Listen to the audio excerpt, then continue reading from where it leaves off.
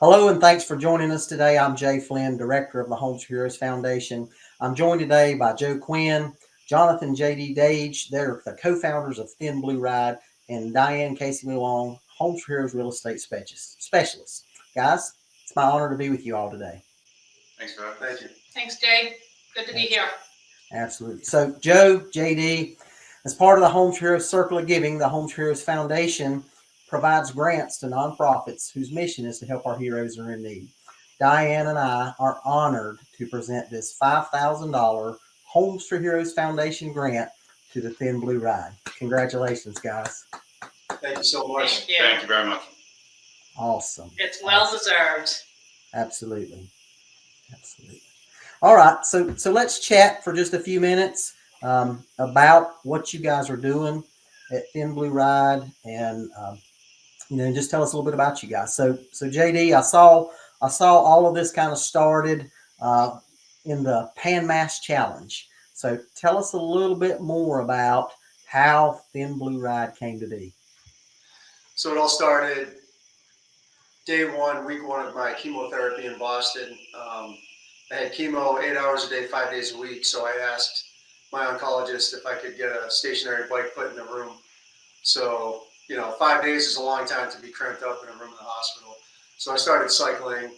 And from there, as my healing, as I had multiple surgeries, radiation, chemo, I started to get on a real bike, on a road bike, and started driving around Massachusetts, getting my lungs back, even though they're not all there. So I kind of fell in love with cycling. And one of the visits in Boston, I talked to my oncologist, who's a cyclist, and he said, I'm doing the Pan Mass Challenge. And I said, well, what's the Pan Mass? He said, it's a 197-mile bike ride in 2 days. And I said, well, I'm doing it. So, never riding that far in my life. I committed to riding, and I wanted to have my own thing because it was actually coming up on my 1 year cancer-free anniversary. So I came up with the name Thin Blue Ride, and then from there it took off. A team of cops and veterans, and we raised a good amount of money our first year. And we're like a very organic nonprofit. We don't have corporate sponsors or anything, so everything we raise is through fundraising, selling T-shirts, sharing our story. I think we raised $27,000 the first year with 4 riders. And then from there, we turned it into a 501c3. So now we raise money for military veterans, first responders, and their family when they get diagnosed with cancer. So I say it's like a GoFundMe. Like we figure out fundraising, we raise money for a person, and then we have the worst business model ever. We take from our capital, we add it on top of that, and we give the family a check so they can pay the mortgage, go on a vacation, pay the medical bills. Like it's up to them what they spend it on.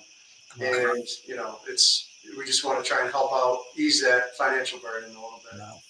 Yeah, the key there is you're stepping in, providing them with what they need when they need it, because they've got enough to worry about, right? Yeah. Absolutely. So Diane, I know you're a big supporter of all of our hero groups. You nominated Thin Blue Ride. Share with us a little bit why this group means so much to you. Well, you may recall, people may recall, my tie to Homes for Heroes is directly related to law enforcement. My husband is a 23-year now veteran of local law enforcement team. These guys are part of that department. That thin blue line, filters deep and strong within all of us. And, when one is in need, we all step up to the plate. So when I got to know JD and Joe, understand JD's story, knew what they were doing in the community, how they're trying to help with first responders, law enforcement, veterans, everybody that is in need as they battle cancer, it really was a no-brainer for me. I jumped into the pool, with both feet. I'm constantly chasing these guys, like, what events do you have going on? What can we do next? Where else can I raise money? Who else can I, pick their pockets to get you some more funding? So the grant process with Homes for Heroes was the perfect culmination of our efforts over the last few years. These guys do a great job. They put on a fantastic golf event. They have done events at CrossFit fitness places. They have a great utility trailer that they pull all their, fancy swag in that they can sell at different events. They've done a great job partnering with corporate sponsorships to get logos on their utility trailer, so they have people behind them supporting them. JD recently just got a nice truck donation to help pull that.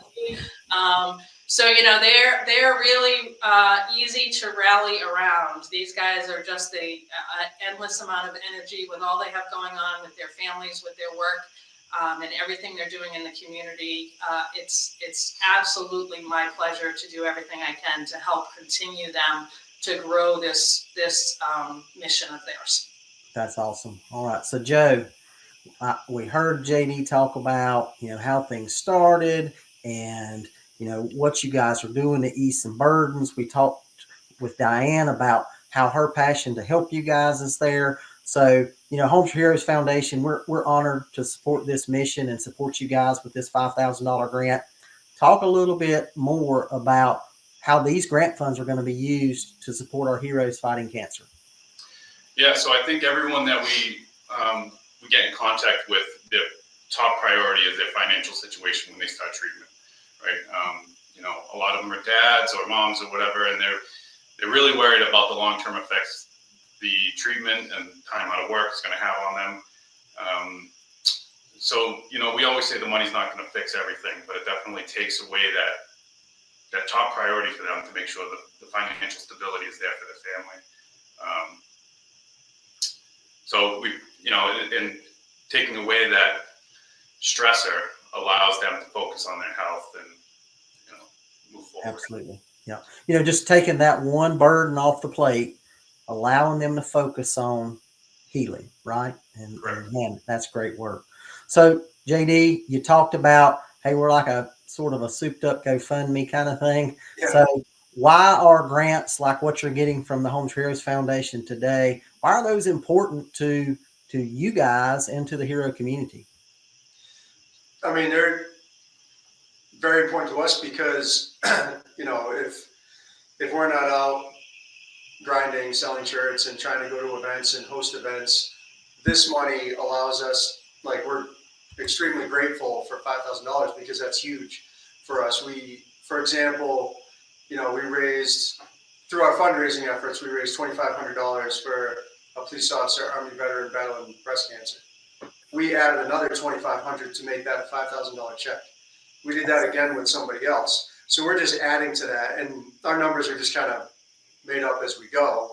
Me and Joe talk, and we're like, hey, we raised 300. All right, let's make it 1,000. Or we raised 30,000. Let's make it 35,000 or 40,000. So that base that we have, that $5,000 grant, could help with 5 families adding another $1,000 on what we have. Wow. And that helps with a lot of things. That's awesome. So guys, if folks wanted to learn more about Thin Blue Ride, they want to get involved in the mission, where can they go to find out more information? They can go to thinblueride.org.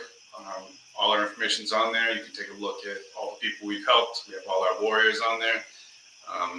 Upcoming events, they're all listed on there. Awesome. Well, and some great swag. Some good swag. You can buy it on the store online. Yes. We've been dealing with a lot of issues with the online store, trying to get logistics. So it used to be people would be like, hey, I want a shirt, and I would bail them out a shirt. We're trying to button that up as one of our things. We ramped our website, so I recommend to check it out. Right. Now we have a web guide. Now we're working on a little more of the store aspect of it. Because so we want soon to the internet. Yeah, we want to put out our product that we like. We tried an online store before, and it wasn't up to our, expectations. So now we want to make sure that we're putting out something that we stand behind. Absolutely, absolutely. Well, guys, Thin Blue Ride is doing such great things in the community, doing great things to help those folks who need it, who typically are helping. They're helping us. They're helping the general public, helping the average Joe, and you guys are stepping up in their time of need. So JD, Joe, Diane, thank you all for doing what you do to support our heroes each and every day. Thank you, Joe. Thank you, Joe. Jay, we really appreciate the opportunity to get the foundation to give a grant to these guys. I'm hoping it's gonna help grow their awareness, within our Hero Foundation community, within our Homes for Heroes community, and help them continue to do all the important work that they're doing. Well, that is awesome. So those that took time to watch us today, thanks for taking a little bit of time out of your day to hear more about Thin Blue Ride and its mission of service. Give us a like, give us a share, leave us a comment. Make sure you tune in to future episodes to hear more about all the nonprofits that Homes for Heroes and the Homes for Heroes Foundation are partnering with across the nation to support our heroes in need. I hope everyone has a great rest of your day. And do me a favor, just take a minute out of your day. You see a hero on the street, tell them thank you. Thanks, guys. Take care. Thank you. Thanks, Jay. Grants from the Homes for Heroes Foundation are made possible by the Homes for Heroes Circle of Giving and its network of real estate professionals who are committed to providing savings to hero groups such as firefighters, EMS, law enforcement, military, active and veterans, healthcare professionals, and teachers. To learn more about the savings available to heroes through Homes for Heroes, or to learn more about how the Homes for Heroes Foundation is helping heroes in dire need, visit homesforheroes.com.